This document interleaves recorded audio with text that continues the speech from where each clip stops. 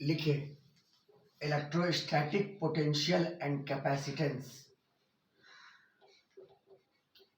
Electrostatic potential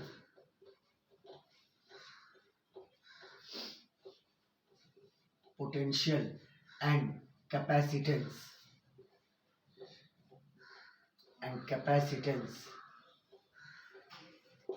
conductor का कुछ question है पहले टॉपिक में, वो इस चैप्टर में आपका कवर, जो कंडक्टर फुल फ्लैश्ड वे में आपको यहाँ पे पढ़ना है पोटेंशियल पढ़ लेने के बाद। तो ये एनसीईआरटी का अब ये सेकंड टॉपिक है, इलेक्ट्रोस्टैटिक पोटेंशियल एंड कैपेसिटेंस। तो इसको बिगिन करने से पहले एक बार हम लोग आज ये पढ़ लेते हैं कि पोटेंशियल एनर्जी का क्या कॉन्सेप्ट है। किसका कॉन्सेप्ट? पोटेंशियल एनर्जी का। समझ गया बात को? एक दो क्लास पहले आप पोटेंशियल एनर्जी को समझिए, कंजर्वेटिव फोर्स को समझिए, उसके बाद ही आप इस टॉपिक को अच्छे से समझ पाइएगा। तो लिखिए concept of potential energy. Concept of potential energy. Concept of potential energy. Concept of potential energy. देखो, जब बात आई पोटेंशियल एनर्जी की तो पहले बात आएगी कंजर्वेटिव फोर्स की। बात आएगी कंजर्वेटिव फोर्स की कि कंजर्वेटिव फोर्स किसको कहा जाएगा? ऐसा फोर्स जिसके द्वारा किया गया वर्क पाथ पे डिपेंड ना करे। ऐसा फोर्स जिसके द्वारा किया गया वर्क पाथ पे डिपेंड ना करे, उसको हम लोग कंजर्वेटिव फोर्स कहते हैं। समझ गया बात को? ऐसा फोर्स जिसके द्वारा किया गया वर्क पाथ पे डिपेंड ना करे, उसको हम लोग कंजर्वेटिव फोर्स कहते हैं। If the work done bye a force, if the work done by a force, if the work done by a force, if the work done by a force does not depend upon path,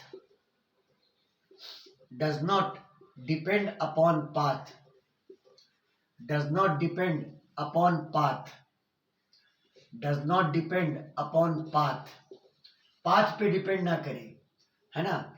If the work done by a force does not depend upon path but depends on initial and final point, depend करे किस पर? Initial और final point पर। but depends on initial and final point, initial and final point, depends on initial and final point, comma the force is said to be conservative, ऐसे force को कहा जाएगा conservative force. The force is said to be conservative, the force is said to be conservative, ऐसे force को हम लोग कहेंगे conservative force. The force is said to be conservative. Clear है?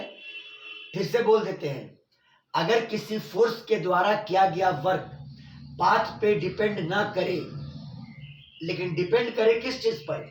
इनिशियल और फाइनल पॉइंट पर, तो ऐसे फोर्स को हम लोग कंजर्वेटिव फोर्स कहेंगे। और बॉडी में जो पोटेंशियल एनर्जी होती है वो ड्यू टू कंजर्वेटिव फोर्स होती है। क्लियर है? अ बॉडी पोजेस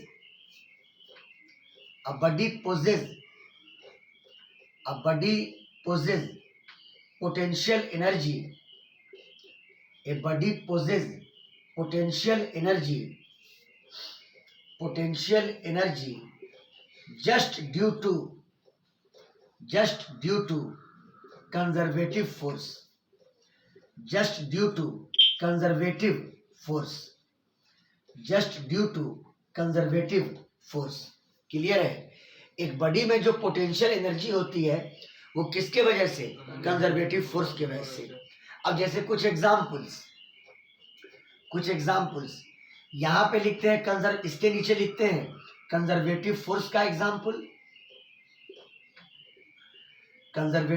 एग्जाम्पल और उसके करस्पॉन्डिंग पोटेंशियल एनर्जी का नाम। यहां पे पोटेंशियल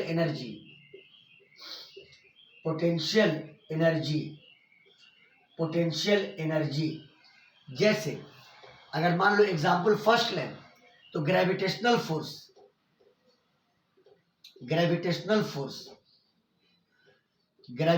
फोर्स ये एक कंजर्वेटिव फोर्स है, और जो पोटेंशियल एनर्जी होगी इसके करस्पॉन्डिंग, इसका नाम होगा gravitational potential energy. Gravitational potential energy, gravitational potential energy, gravitational potential energy, gravitational potential energy. Clear है?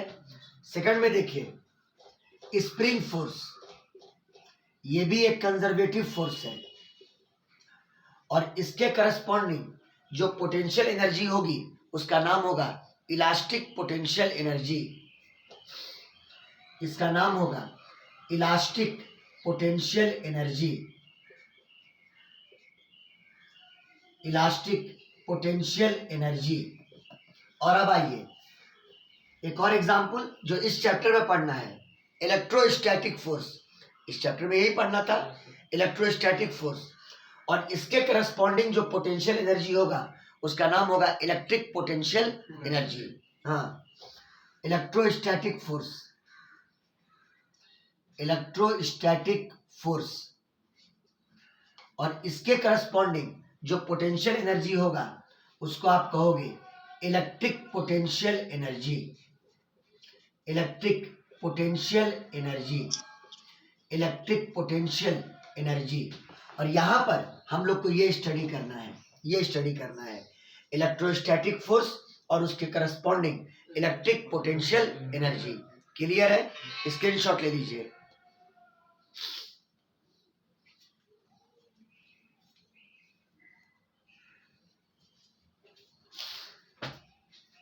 हो गया?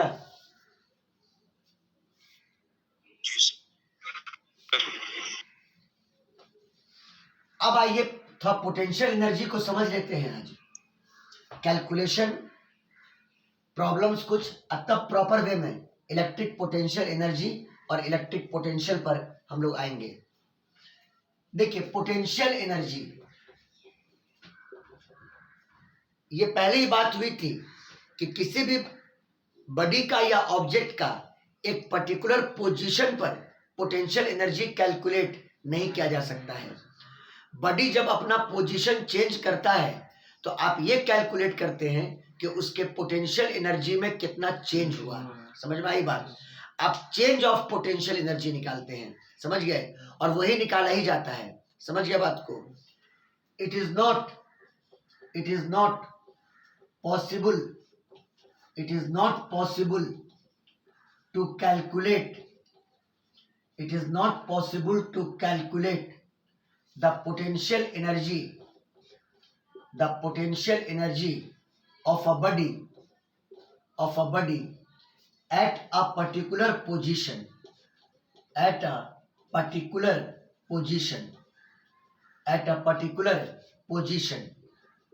एक पर्टिकुलर पोजीशन पर आप बॉडी के पोटेंशियल एनर्जी को नहीं कैलकुलेट कर सकते हैं। लेकिन जब बॉडी अपना पोजीशन चेंज करेगा तो आप कैलकुलेट कर सकते हैं चेंज इन पोटेंशियल एनर्जी। हाँ, we can calculate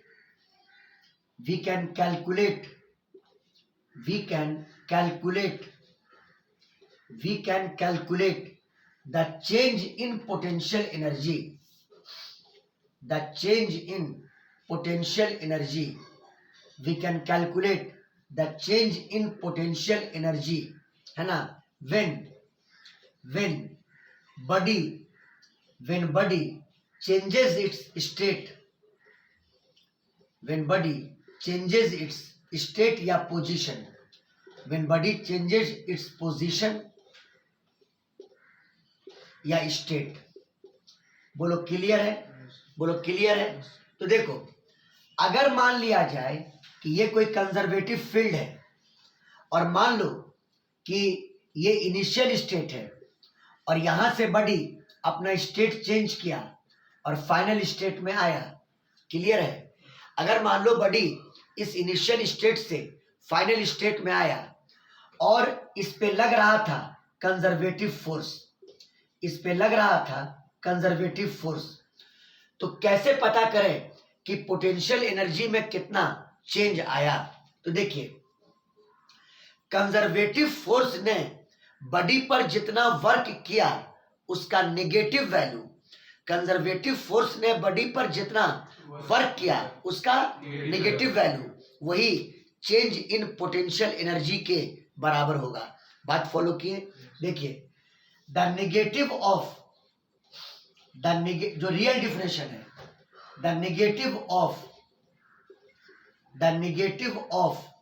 work done, the negative of work done by the conservative force, the negative of work done by the conservative force, the negative of work done by the conservative force is called change in potential energy,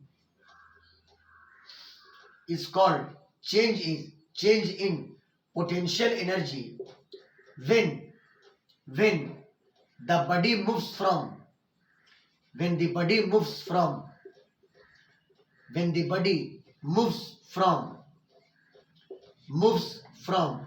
initial position to final position, when the body moves from initial position to final position, moves from initial position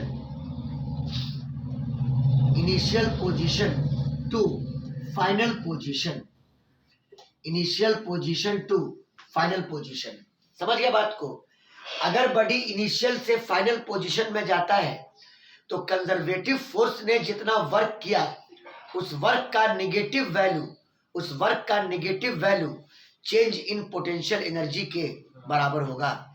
उस work का negative value change in potential energy के बराबर होगा। तो mathematically कैसे लिखा जाए? तो पहले चेंज इन पोटेंशियल एनर्जी आप लिखेंगे कैसे? तो देखिए, you stand for potential energy, you stand कर रहा है पोटेंशियल एनर्जी के लिए।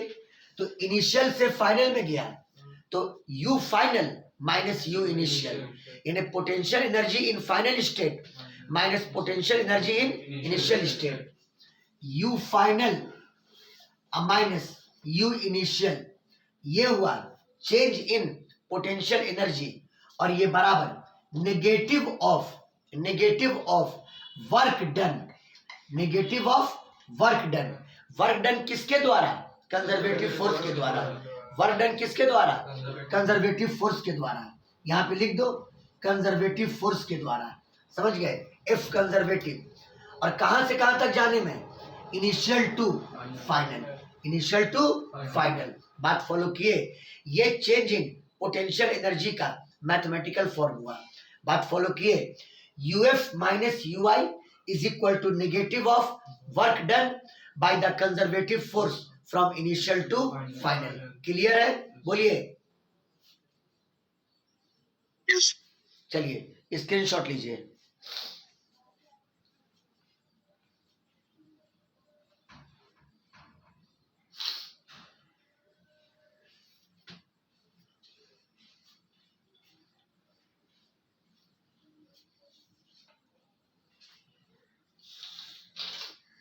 हो गया? जी सर। चलो देखो,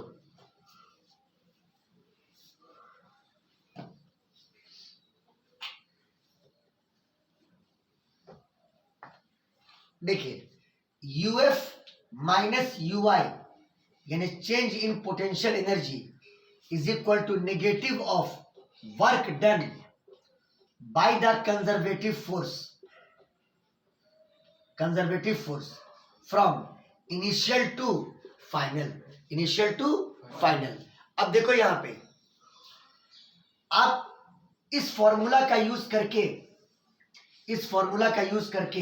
आप चेंज इन पोटेंशियल एनर्जी को कैलकुलेट कर सकते हैं। समझ गए बात को? इस फॉर्मूला का यूज करके आप चेंज इन पोटेंशियल एनर्जी को कैलकुलेट कर सकते हैं। समझ में आ गई बात? तो अब देखो कि इस फॉर्मूला को और थोड़ा इलैबोरेट हम लोग करते हैं। ठीक है? तो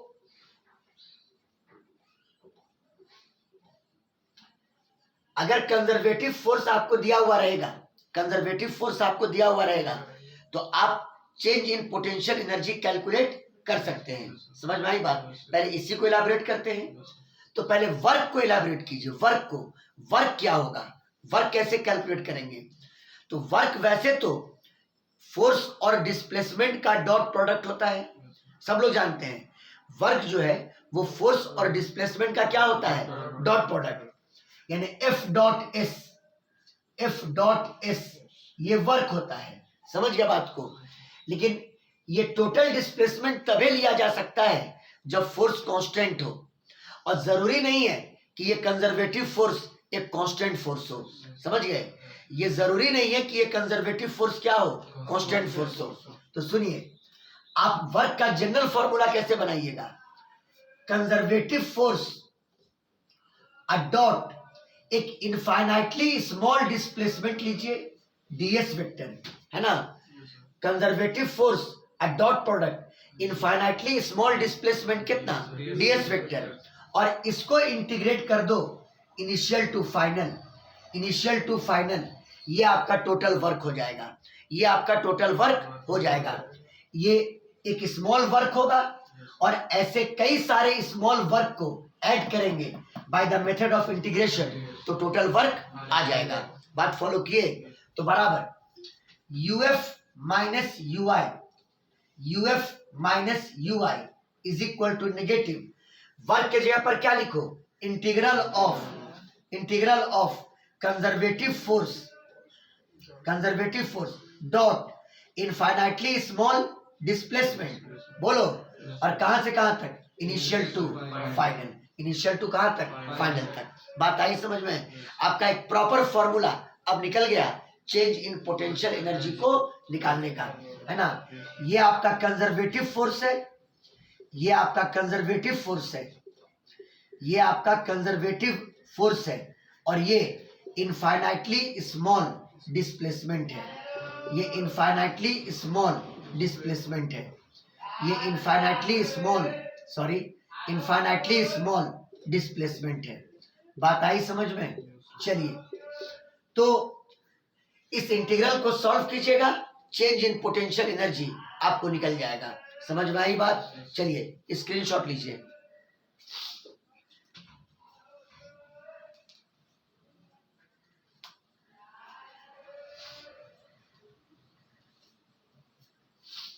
हो गया? Yes sir. अब देखो, अब देखो बोर्ड पर, आज सवाल बनाना सीख लीजिए। ये जो कंजर्वेटिव फोर्स है, ध्यान रहे, अब हम सी नहीं भी लिखे तो समझ जाइए कंजर्वेटिव फोर्स, चूंकि ये रिलेट हो रहा है किससे, पोटेंशियल एनर्जी से। तो पोटेंशियल एनर्जी जब भी रिलेट होगा तो कंजर्वेटिव फोर्स से रिलेट होगा। तो अगर सी नहीं भी लिखे तो कोई घबराने वाली बात नहीं है।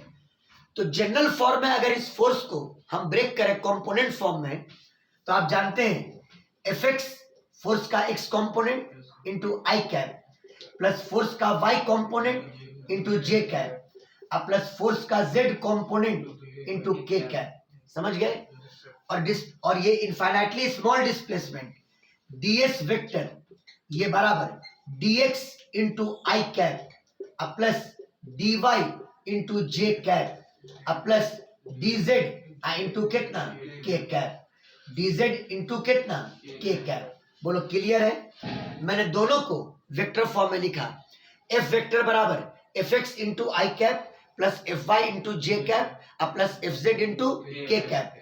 और डिस्प्लेसमेंट को मैंने लिखा इनफाइनाइटली स्मॉल डिस्प्लेसमेंट को dx into I cap plus dy into J cap अब plus dz into K cap. अब अगर f डॉट ds निकालें तो वेक्टर याद होगा तुम लोग को, f डॉट ds क्या करते थे डॉट प्रोडक्ट में, i के कोफिशिएंट को i के कोफिशिएंट से मल्टीप्लाई करते थे प्लस j के कोफिशिएंट को j के कोफिशिएंट से और k के कोफिशिएंट को k के कोफिशिएंट से। तो ये बराबर एफ एक्स डी एक्स अब plus F Y D Y अब plus F Z D Z. बोलो क्लियर है? तो अब आप यहां पर लिख सकते हैं U F minus U I बराबर नेगेटिव इंटीग्रल ऑफ, चलो बोलो, एफ डॉट डी एक्स के जगह पर क्या लिखोगे, F X D X plus F Y D Y अब plus F Z D Z. आप लिखेंगे एफ एक्स डी एक्स अब plus F Y D Y अब plus F Z D Z, F Z D Z, और integral का limit initial से लेके कहां तक, फाइनल तक। बात फॉलो किए। ये चेंज इन पोटेंशियल एनर्जी को निकालने का एक परफेक्ट फॉर्मूला हुआ। अब इस पे क्वेश्चन, डायरेक्ट इस पे क्वेश्चन पूछता है। इलेक्ट्रोस्टैटिक पोटेंशियल एनर्जी तो बात की चीज है, डायरेक्ट क्वेश्चन इस एग्जाम में इस पे पूछा जाता है। आप पहले स्क्रीनशॉट लीजिए, क्वेश्चन डील करते हैं।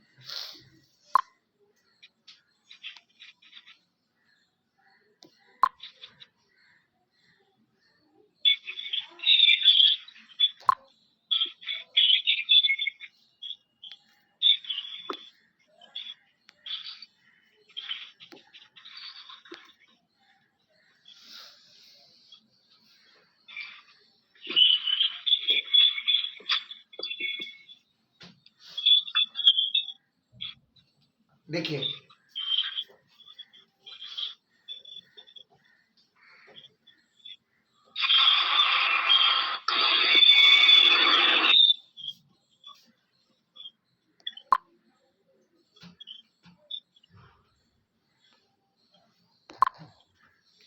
एक क्वेश्चन लिखिएगा, the conservative force, the conservative force, the conservative force acting on a particle, acting on a particle, acting on a particle moving on x axis, moving on x axis is, moving on x axis is fx बराबर, fx बराबर minus 3x square, fx बराबर minus 3x square. ये conservative force है और उसका x component minus 3x square दिया हुआ है और पार्टिकल मूव कर रहा है किसके लॉ, x एक्सिस के लॉ। समझ गया बात को। अब अगर क्वेश्चन कह दे कि at x is equal to 0, x is equal to 0 पर अगर मान लो potential energy x is equal to 0 पर, यहां पे सिंबल लगा दिया, x इज इक्वल टू 0 पर पोटेंशियल एनर्जी का मान लो 10 जूल है, मान लो कितना है 10 जूल, 10 जूल। तो find the potential energy, find the potential energy at x is equal to 10 metre, at x is equal to 10 metre. बात फॉलो किए। x इज इक्वल टू 0 पर, यानी इस पोजीशन पर x इज इक्वल टू 0 पर potential energy का मान 10 joule है, पोटेंशियल एनर्जी का मान 10 जूल है। तो पूछ रहा है कि बताओ x is equal to 10 metre पर पोटेंशियल एनर्जी का वैल्यू क्या होगा। सवाल clear. x is equal to 0 पर पोटेंशियल एनर्जी का मान 10 जूल है, तो आपसे पूछ रहा है कि x is equal to 10 metre पर पोटेंशियल एनर्जी क्या होगा। तो सुनो क्या करो, जिस जगह पर पोटेंशियल एनर्जी दिया हुआ है उसको इनिशियल मान लो और जहां निकालना है उसको क्या मान लो, फाइनल। तो आप ऐसे लिखिए U10 minus U0, U10 minus U0, यानी potential energy at x is equal to 10 minus potential energy at x is equal to 0 बराबर नेगेटिव ऑफ इंटीग्रल, है ना, initial to final, initial to final. और यहां पे क्या लिखोगे, चूंकि मोशन एक्स एक्सिस के लॉन्ग है तो खाली लिखोगे एफ एक्स डी एक्स। क्या लिखोगे, एफ एक्स डी एक्स। यहां लिखिएगा F X D x, F X D x. ये बताओ इंटीग्रेशन किसके रेस्पेक्ट में, एक्स के रेस्पेक्ट में। तो आपने इनिशियल पॉइंट लिया है एक्स इज इक्वल टू 0, अब फाइनल पॉइंट लिया है एक्स इज इक्वल टू 10, तो लिमिट बैठा दो 0 से कहां तक, 10 तक, 0 से कहां तक, 10 तक। और अब आप एफ एक्स की वैल्यू पुट कर दो माइनस 3x स्क्वायर, तो ये बराबर नेगेटिव इंटीग्रल एफ एक्स की वैल्यू कितनी, minus 3x square D x, और लिमिट 0 से कहां तक, 10 तक। बोलो क्लियर है। देयरफॉर U10 माइनस U0 और ये बराबर माइनस साइन बाहर आया और 3 भी बाहर आ जाएगा, तो +3 हो गया। और एक्स स्क्वायर को इंटीग्रेट करोगे तो x³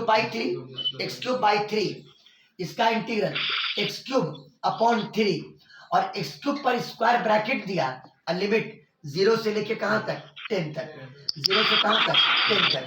यहाँ पे 3 से 3 कैंसिल हुआ और ये बराबर x के जगह पर पहले क्या ले अपर लिमिट, तो 10 का क्यूब माइनस लोअर लिमिट 0 का क्यूब। बताओ 10 का क्यूब कितना 1000 और माइनस 0 यानी कितना आ गया 1000 जूल। तो ये तो चेंज निकला, ये क्या निकला, क्योंकि चेंज निकालने का ही फॉर्मूला हमारे पास है। अब आपको दिया हुआ था कि U0 का मान 10 जूल है और U10 का मान आपको निकालना है। बोलो बोलो, U0 का मान कितना है 10 जूल और आपको U10 का मान निकालना था। तो चलिए आइए, U10 निकालना है और माइनस U0 का वैल्यू कितना है 10 जूल, यहाँ पे 10 लिख दिया और ये बराबर उधर कितना बचा है बोलो 1000, क्या बचा है 1000, समझ में आई बात। और यहाँ से U10 is equal to 1000 + 10, 1000 + 10 in 1010